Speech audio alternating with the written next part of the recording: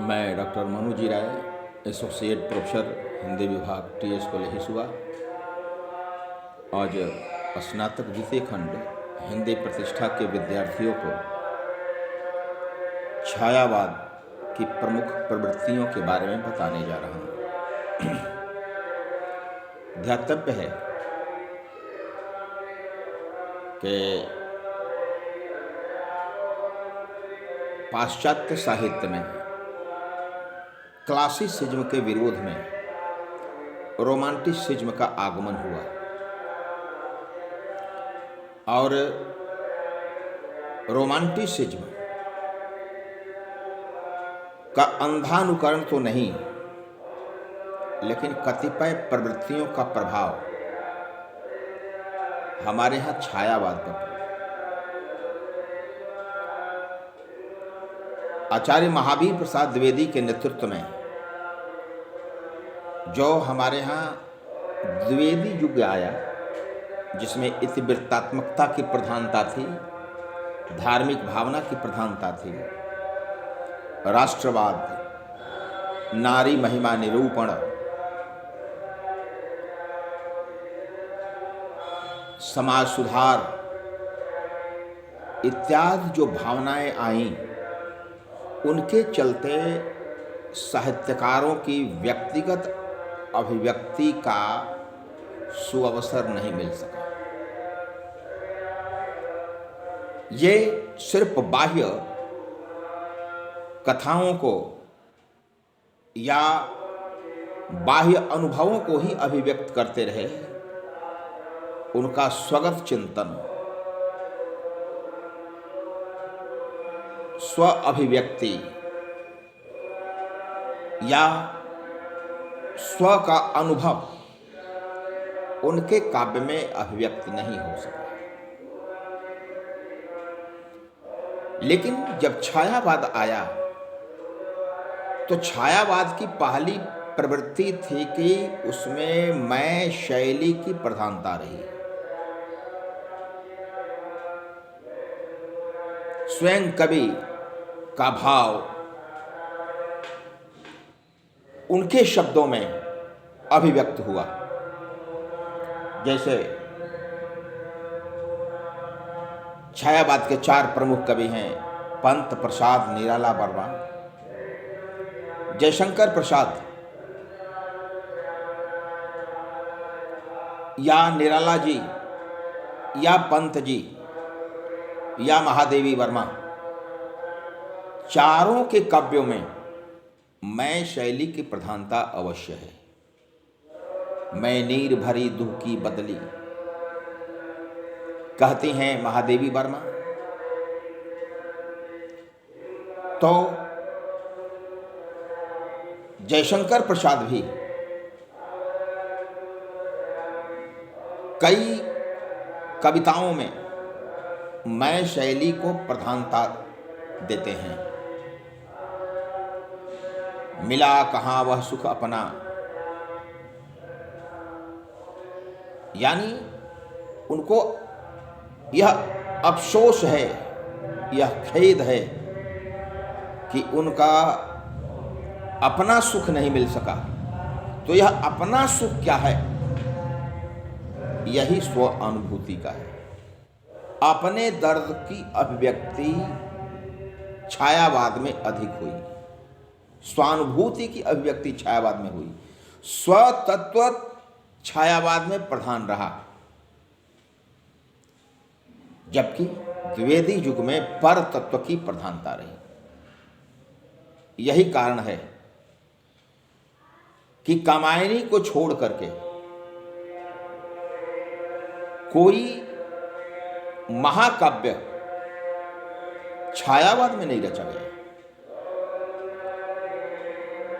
न प्रसाद जी ने रचा, न पंत जी ने, न वर्मा जी ने, और निराला जी ने भी जो रचनाएं की प्रबंधात्मक, खास करके कविता के क्षेत्र में, उसमें भी स्व अभिव्यक्ति की प्रधानता जरूर रही है। भले ही वो कालांतर में प्रगतिवाद से भी प्रभावित रही। धिक जीवन जो पाता ही आया रहे विरोध, धिक साधन जिसके लिए किया है सदा शोध। या अभी न होगा मेरा अंत, ये सब जो भावनाएं आई ये छायावाद के प्रवृत्ति से ही प्रभावित थी। मैं नीर भरी दुख की बदली, या मधुर मधुर मेरे दीपक जल, प्रियतम के पथ आलोकित कर। या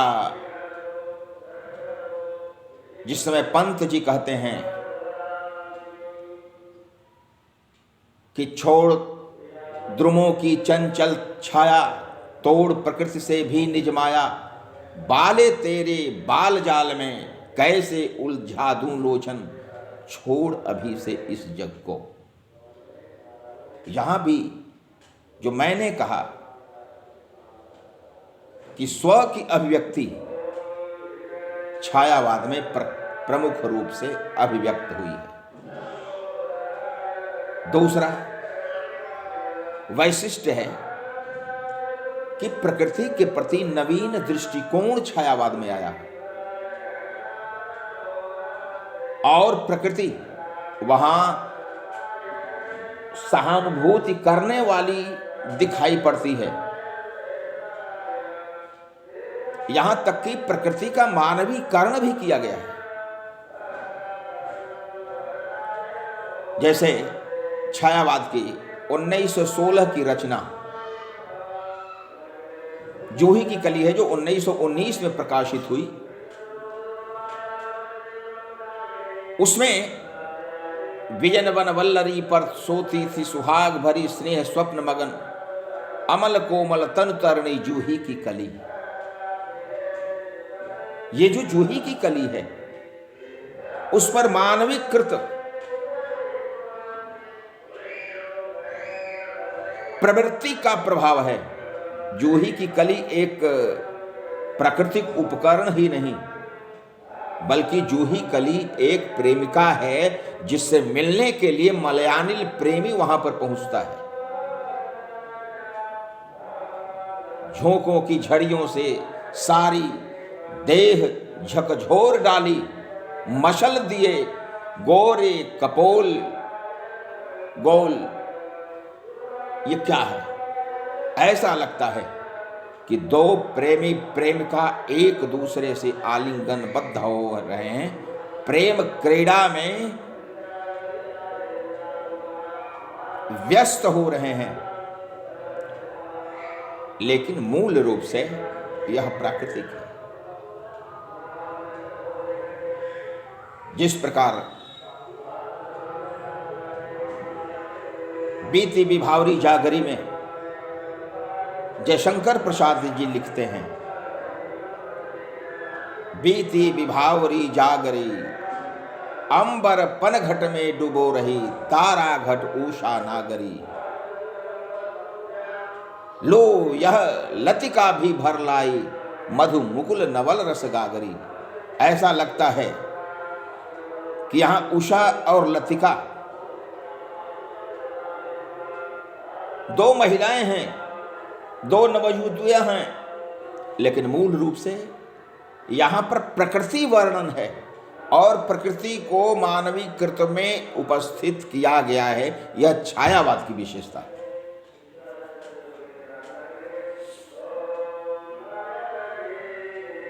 तो एक विशेषता यह अवश्य रही कि छायावाद में प्रकृति चित्रण हुआ और प्रकृति का मानवीकरण भी हुआ। ऐसे प्रथम रश्मि का आना रंगिण तूने कैसे पहचाना, कहां कहां है बाल विहंगिनी, पाया यह सर्गिक गाना। तो ये जो स्थिति है वह छायावाद में मूल रूप से आई। यदि अन्य दृष्टि से देखा जाए तो विरह की प्रधानता छायावाद में अधिक रही। विरही, यहां तक कि आलोचकों ने छायावादी कवियों के बारे में विरहियों की टोली कहा। किसी न किसी कारणवश वहां विरह और विरह जनित पीड़ा चारों कवियों के मन में अवश्य रही। यदि स्वाभाविक रूप से देखा जाए, परिस्थितिजन्य विशेषताओं को देखा जाए, तो महादेवी वर्मा शादीशुदा होकर के भी अपने पति से सर्वथा अलग ही रही। निराला जी युवावस्था में ही विधुर बन गए, मनोहरा का देहावसान हो गया था। पंत जी चिरकुमार ही बने रहे और प्रसाद जी के भी काव्य में विरह का संकेत मिलता है। दर्द का संकेत मिलता है, आत्मीय कष्ट का प्रकाशन मिलता है। इसीलिए वियोगी होगा पहला कवि, आह से उपजा होगा गान, निकल कर आंखों से चुपचाप बही होगी कविता अनजान। ये पंत जी ने लिखा। उन्होंने कहा कि जब तक वियोगी नहीं होगा तब तक काव्य का प्रवाह नहीं हो सकता है। खास करके घनानंद ने तो यही कहा है। तो महादेवी वर्मा का मैं नीर भरी दुख की बदली, विस्तृत नभ का कोई कोना, मेरान कभी अपना होना, बस इतना है इतिहास अली, उमड़ी कल थी मिट आज चली।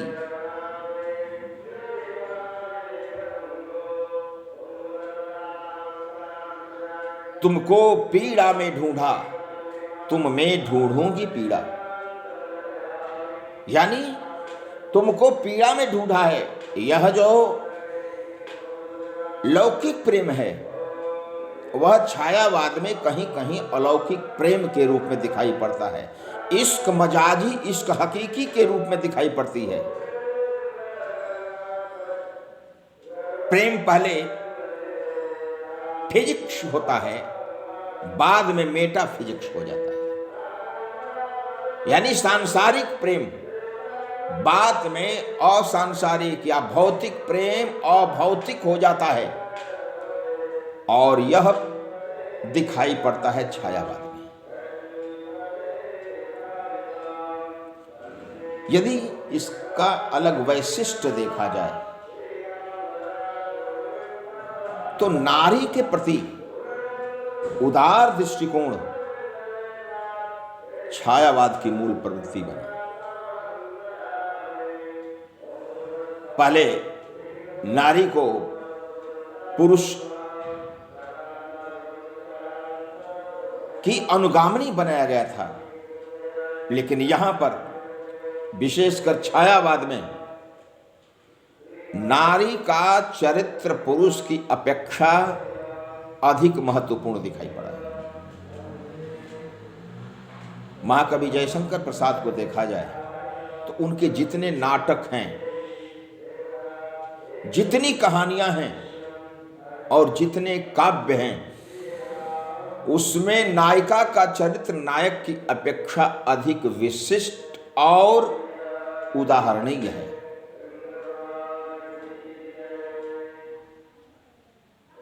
चंद्रगुप्त नाटक में कार्नेलिया का चरित्र सीमित क्षेत्र में ही आया है, लेकिन विशिष्ट है।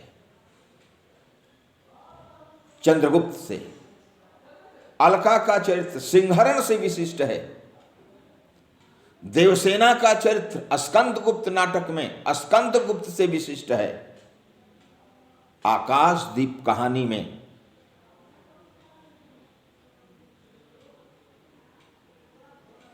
जो नायिका है उसका चरित्र विशिष्ट है। पुरस्कार में मधुलिका का चरित्र विशिष्ट है। वहां नायक गौण रूप में दिखाई पड़ते हैं। आकाशदीप में जो चंपा है वह बुद्धगुप्त से अधिक मानव हितकारिणी दिखाई पड़ती है। कहती है कि बुद्धगुप्त तुम भारत चले जाओ सुख भोग के लिए, मैं इस द्वीप पर मनुष्यों की सेवा करूंगी। यह जो समर्पण है नारी का, यह उसका उदात्त स्वरूप है, ऐश्वर्य स्वरूप है, अनुकरणीय स्वरूप है।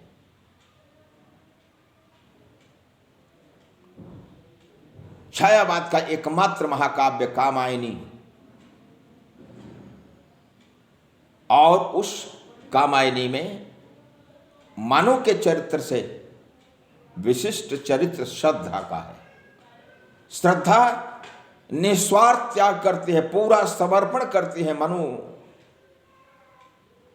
को सृष्टि के लिए। दया माया ममता लो आज मधुरिमा लो अपूर्ण विश्वास।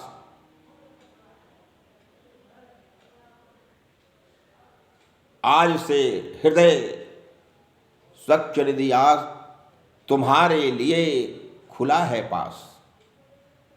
यहां तक कि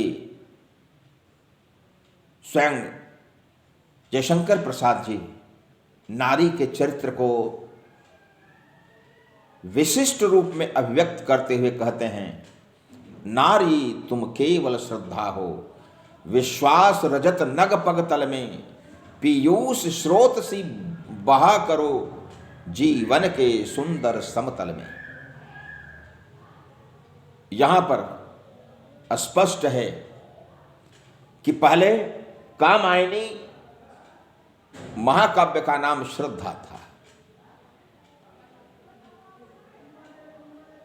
जो श्रद्धा नायिका है वह उसी के चरित्र के आधार पर उसका नाम का श्रद्धा रखा गया था। बाद में चूंकि वह कामगोत्रजा है इसलिए उसका नाम कामायनी कर दिया गया। भूमिका में कामगोत्रजा कहा गया है श्रद्धा को। तो श्रद्धा की ही प्रेरणा से मनु सृष्टि और सृजन में प्रवृत्त होते हैं, संन्यास का परित्याग करते हैं।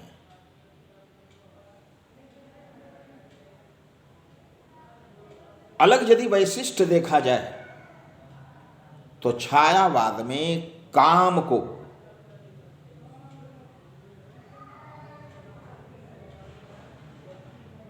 घृणा की दृष्टि से नहीं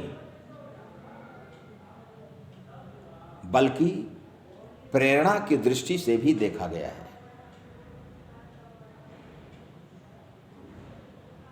जैसे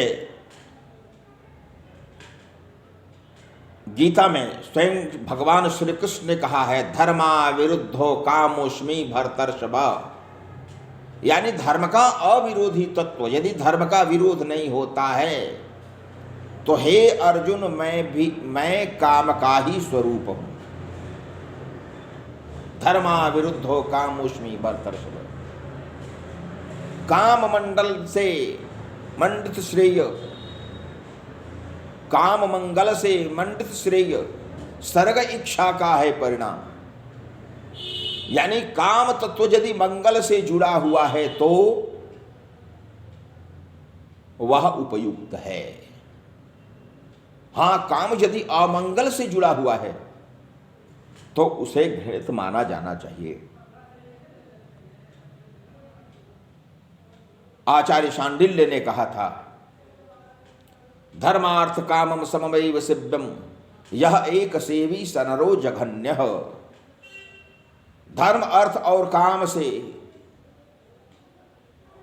जो मंडित होता है पुरुषार्थ वह श्रेष्ठ है, उसका पालन करना चाहिए। एक का पालन करके शेष का परित्याग करना अपराध है, जघन्य अपराध है।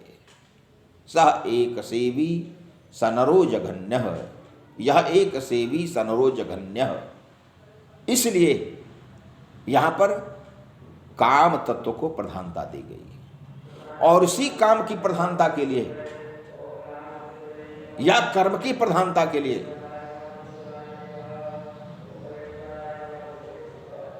उस प्रतिनिधि काव्य का, छायावाद के प्रतिनिधि काव्य का नामकरण ही कामायनी रखा गया।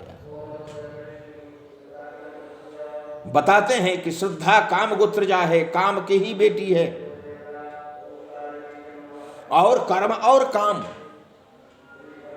दोनों ही सृजन की ओर प्रवृत्त करते हैं मनुष्य को। यह अश्लील नहीं है, यह घृणास्पद नहीं है, स्वीकार्य है और उसी के माध्यम से सृजन की संभावना बनती है।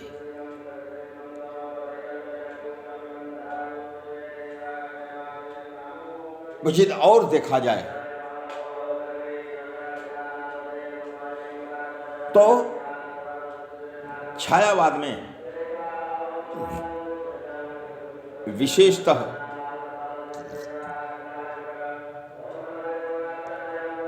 कथा की अप्रधानता रही। इतिवृत्तात्मक बातें नहीं लिखी गईं, हृदय के भावों को प्रधानता ज्यादा मिली। कामायनी को देखा जाए तो कामायनी में आनंद है, चिंता है, लज्जा है, श्रद्धा है इत्यादि, ये जितने हैं मनोभाव हैं, इन मनोभावों का ही प्रयोग कामायनी में किया गया है। ऐसे ही जहां पर ऐसी बातें आई हैं वो छायावाद को विशिष्ट रूप में स्वीकृत करती है। यदि कला की दृष्टि से देखा जाए तो छायावाद में एक विशेषता जरूर रही कि छायावाद में हिंदी का परिनिष्ठित और साहित्यिक स्वरूप दिखाई पड़ता है। तत्संप्रधान हिंदी छायावाद की रही, चाहे निराला जी की हो, पंत जी की हो या जयशंकर प्रसाद की हो, महादेवी वर्मा की हो। अंग्रेजी के शब्द, अरबी फारसी के शब्द छायावाद में नहीं के बराबर है। इसलिए भाषाई दृष्टि से यदि देखा जाए तो छायावाद हिंदी साहित्य का उत्कर्ष काल है।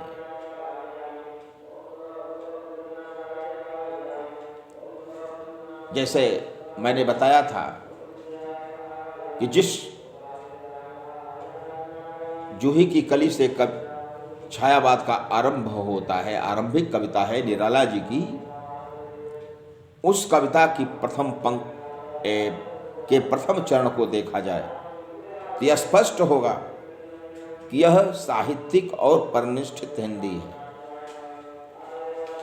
विजन वन वल्लरी पर सोती थी सुहाग भरी, स्नेह स्वप्न मन मग्न, अमल कोमल तब तरणी जूही की कली। इसमें पूर्ण रूप से हिंदी का विशिष्ट स्वरूप भाषाई दृष्टि से अभिव्यक्त हुआ है। हाँ,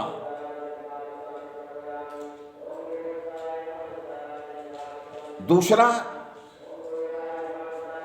यदि पक्ष लिया जाए जयशंकर प्रसाद का, तो जयशंकर प्रसाद के काव्य में भी यही विशेषता है। कहानी को उन्होंने स्वीकार किया, खासकर के कामायनी में कथा चलती है, लेकिन उस कथा के प्रवाह में भी हिंदी का परिनिष्ठित और साहित्यिक स्वरूप जरूर दिखाई पड़ता है। नील घनश्याम बीच सुकुमार, खुल रहा मृदुल अधखुला अंग, खिला हो जो बिजली का फूल, मेघवन बीच गुलाबी रंग। यहां पर कहीं भी विदेशत शब्दों का या तद्भव शब्दों का प्रयोग नहीं हुआ। ऐसी भाषा आज तक विशुद्ध रूप में हिंदी साहित्य में नहीं आई है। यदि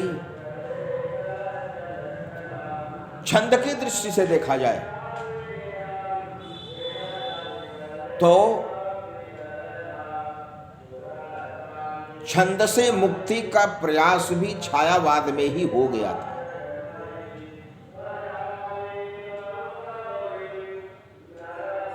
जूही की कली से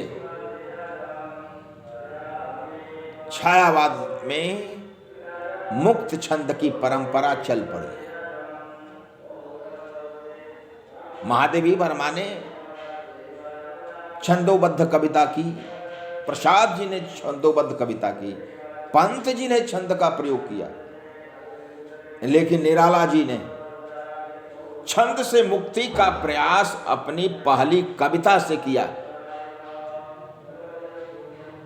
और कहीं कहीं उन्होंने छंदोबद्ध कविताएं भी लिखी, प्रचुर मात्रा में लिखी, लेकिन यदि देखा जाए तो मुक्तक छंद की परंपरा इस छायावाद से ही आरंभ हुई। इसलिए यह छंद की दृष्टि से भी विशिष्ट है। अलंकार की दृष्टि से देखा जाए तो छायावाद ने एक अलंकार की नई खोज की और वह अलंकार मानवीकरण था। प्रकृति का मानवीकरण, पक्षी का मानवीकरण, वृक्ष का मानवीकरण,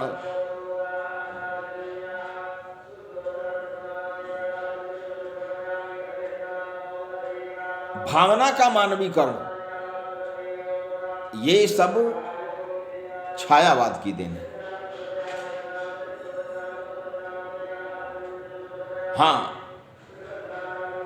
दर्शन की दृष्टि से देखा जाए तो छायावाद में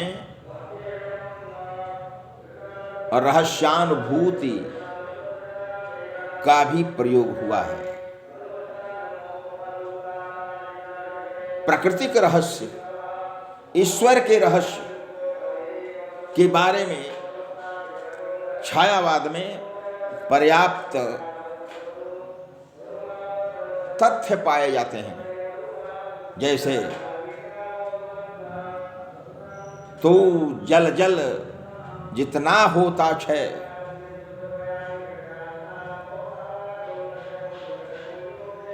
उतना ही हे दीपक वह करुणामय हमारे समीप आता है।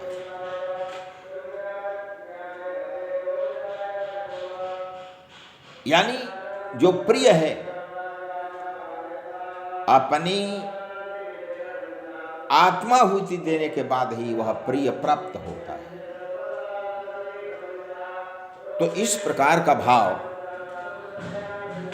जो रहस्यवाद है, अद्वैतवाद, इस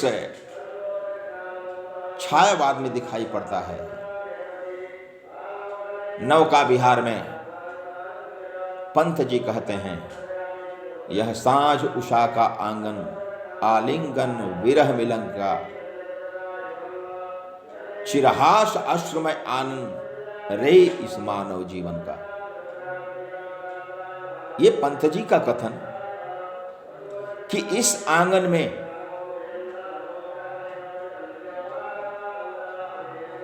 हंसी भी है तो क्रंदन भी है, सुबह है तो शाम है। जिस प्रकार आंगन में सुबह की धूप आती है तो शाम की धूप भी आती है।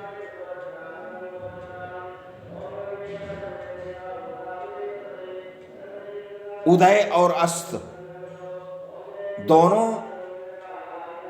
इस आंगन में होते हैं। मनुष्य का जीवन यही है। तो ऐसे ऐसे दार्शनिक संकेत मिलते हैं। यदि देखा जाए तो कामायनी कश्मीरी शैवागम दर्शन से प्रभावित है। उसमें महाचिति शब्द का, समरस शब्द का, आनंद तत्व का विशिष्ट प्रयोग हुआ है। कहीं कहीं दार्शनिक जो औपनिषदिक शब्द हैं वे भी छायावाद में व्यक्त हुए हैं। जैसे दांडयायन कहता है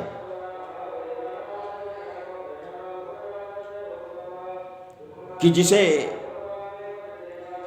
भूमा का ज्ञान प्राप्त हो चुका है उसे तुम्हारे ये नश्वर चमकीले तत्व प्रभावित नहीं कर सकते। तो ये भूमा क्या है? इस भूमा के बारे में छांदोग्य उपनिषद में आया है, यो वै भूमा तत्सुखम न सुखम अल्पेमस्ति भूमैव विजिज्ञासितव्य इति। यानी भूमा ही संपूर्ण सुख है। वह भूमा अल्प में निवास नहीं करता है, इसलिए भूमा की ही प्राप्ति की इच्छा करनी चाहिए। अल्प सुख में भूमा नहीं रहेगा, संपूर्ण सुख में। और ऐसे ऐसे दार्शनिक शब्दों का प्रयोग करके देखा जाए तो छायावाद को विशिष्ट बनाया गया है।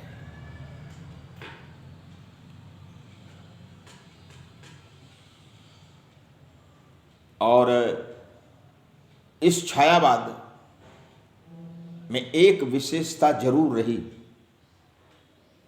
कि इन चारों कवियों ने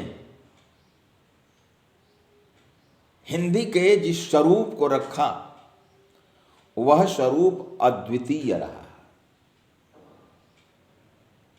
कहीं ऐसे शब्द प्रयुक्त नहीं हुए जो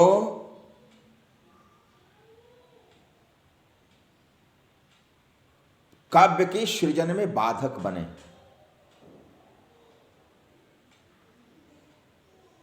स्वानुभूति की अभिव्यक्ति के लिए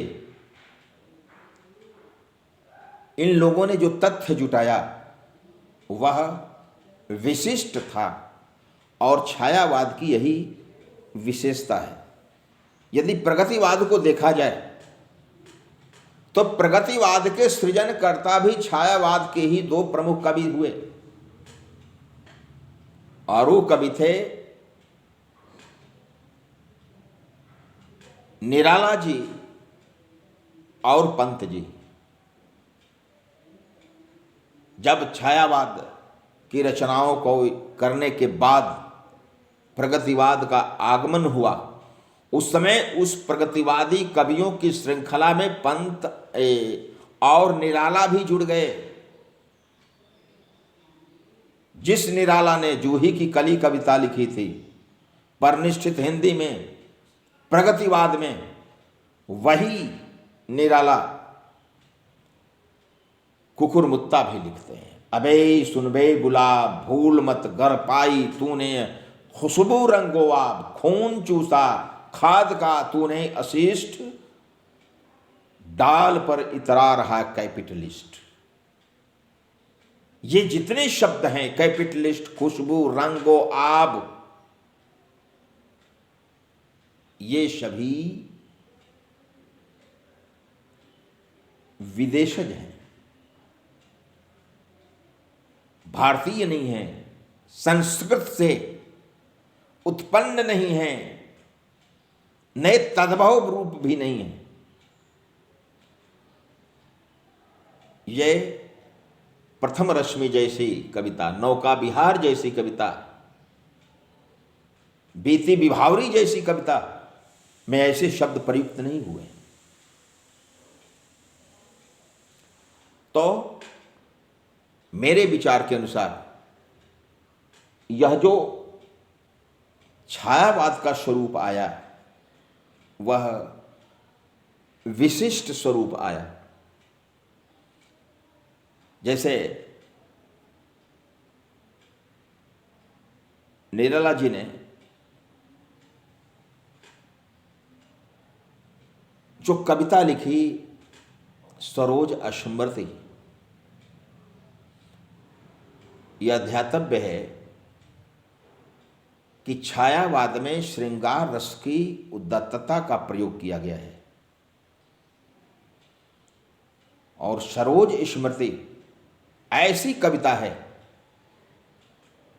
जिसमें कवि ने अपने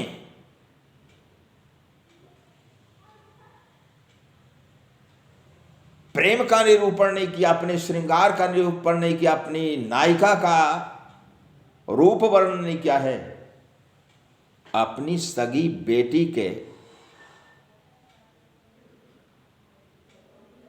सौंदर्य का निरूपण तटस्थ होकर के यदि कोई करने वाला हुआ तो निराला हुआ।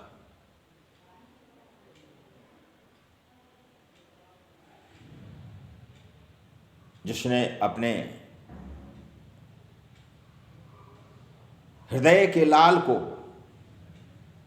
एकमात्र पुत्री को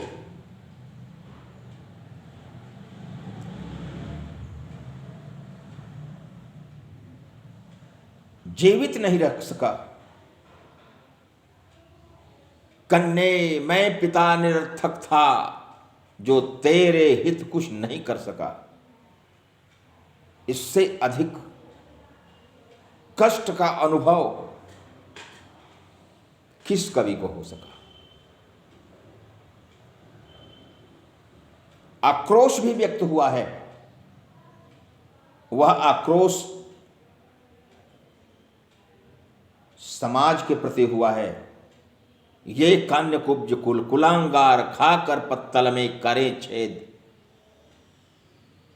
ऐसी ऐसी भावनाएं छायावाद को एक विशिष्ट स्वरूप देती है। यह श्रृंगार, वात्सल्य, आक्रोश का संगम यदि देखा जाए तो छायावाद की कई कविताओं में मिल जाता है।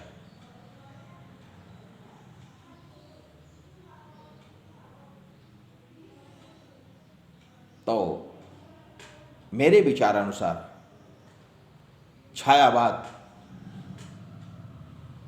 टी.एस. इलियट के नेतृत्व वाले क्लासिसिज्म अर्थात शरण्यवाद, परंपरावाद के विरोध में उपजा रोमांटिसिज्म का भी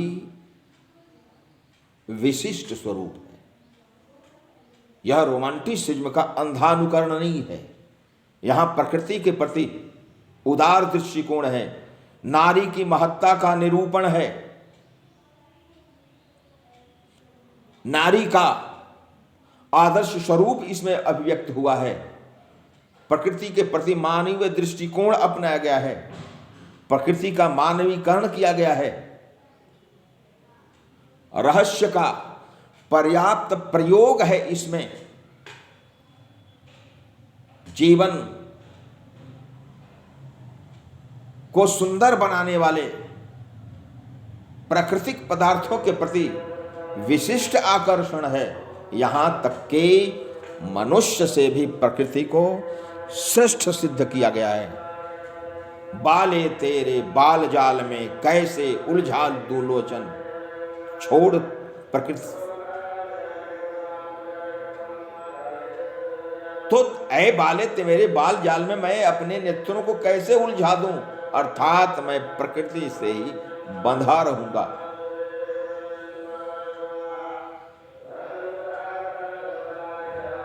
और हिंदी का जो शिव तत्व है वह भक्ति काल है, सत्य तत्व है वह प्रगतिवाद है, लेकिन सुंदरम तत्व है आचार्य नंद दुलारे वाजपेयी के अनुसार तो वह सुंदरम तत्व छायावाद है। काव्य का सौंदर्य, भाषा का सौंदर्य, भावनाओं का सौंदर्य, वर्णन क्षमता का सौंदर्य यदि देखा जाए तो छायावाद में अधिक दिखाई पड़ता है। ऐसा सौंदर्य छाया के वाद के बाद आज तक नहीं आया, चाहे वह प्राकृतिक सौंदर्य हो या अन्य हो।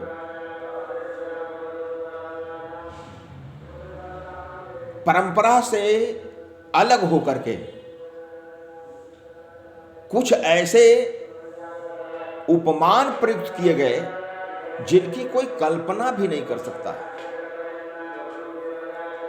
जैसे एक है, नील घनश्याम बीच सुकुमार खुल रहा मृदुल अधुखला अंग, खिला हो जो बिजली का फूल। श्रद्धा के विशिष्ट स्वरूप का वर्णन करते हुए कवि कहता है कि उसका चेहरा बिजली के फूल के समान है। अब देखा जाए तो बिजली का तो प्रयोग हुआ है, लेकिन बिजली के फूल को उपमान के रूप में भारतीय वाङ्मय में कहीं प्रयोग ही नहीं हुआ है, जैसा प्रयोग जयशंकर प्रसाद ने किया है। तो ऐसे उपमान प्रकृति को नायक और नायिका के रूप में प्रतिष्ठित करना, यह छायावाद की विशेषता थी। नारी के उत्कर्ष स्वरूप, नारी के महत्व का अत्यधिक निरूपण कविता, नाटक और कहानी के क्षेत्र में करने की जो परंपरा आई वह छायावाद की परंपरा थी। और इसका यदि दार्शनिक स्वरूप देखा जाए तो वह दार्शनिक स्वरूप अद्वैतवाद का ही है, जिसमें कहा जाता है कि सब एक दूसरे के ही अंश हैं। अहम ब्रह्मास्मि तत्त्वमसि सर्वम खल्विदं ब्रह्म, यानी जो भी दिखाई पड़ता है सभी ब्रह्म ही है। स्वानुभूति की अभिव्यक्ति सबसे यदि हुई तो वह छायावाद में हुई। इस प्रकार से यह छायावाद हिंदी साहित्य की अमूल्य निधि है। हमारे विद्यार्थी इस छायावाद के महत्व के लिए हमारे इस व्याख्यान को सेव कर सकते हैं, इसका उपयोग कर सकते हैं। आपके लिए उपयोगी होगा। धन्यवाद।